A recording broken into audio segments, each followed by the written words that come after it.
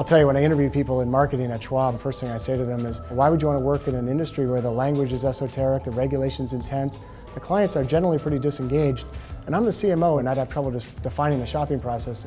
And they usually look at me sort of stunned, like I should get out of this office, but you've got to have passion. I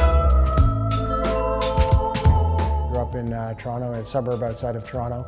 I've been in California 20 years, but I'm still a Canadian at heart. I think you're sort of a culture of your upbringing, and once I started investing and saw the power of investing, it's become a pretty big mission for me. You know, this sounds trite, but I do come to work every day believing that we're making a big difference. And you know, I hire marketers. I tell them, if you can't get passionate about what we're doing, you shouldn't work here.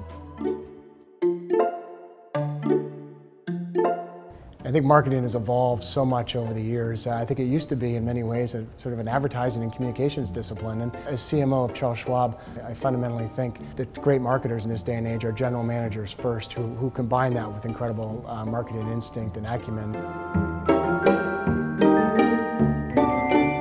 Our profession, I think, needs to be less stewards of a company's words as we are guardians of a company's actions.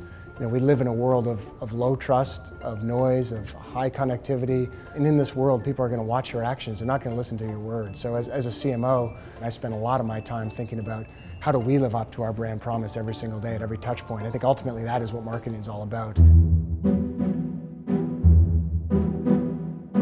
There's two types of disruption out there. There's disruption that happens from upstarts, and you know those stories, the Ubers, the Airbnbs. These are companies who fundamentally changed industries, but those companies were funded to disrupt, and they had nothing to lose when they started. There's a second type of disruption that comes from incumbents, you know, companies that have been around for a while. And paradoxically, I'd argue it's harder to disrupt when you've been around for a while, especially when you're doing well. Because are you truly going to be willing to sacrifice in the short term for long-term gain? And I think to move the ball, or to move the puck, as a hockey fan I should say, move the puck to where the client is going in such a way that it hurts us in the short term but positions us for the long term. We made a bunch of moves already in 2017. We cut our commissions in half. We launched the lowest cost index funds in the industry. We launched a satisfaction guarantee.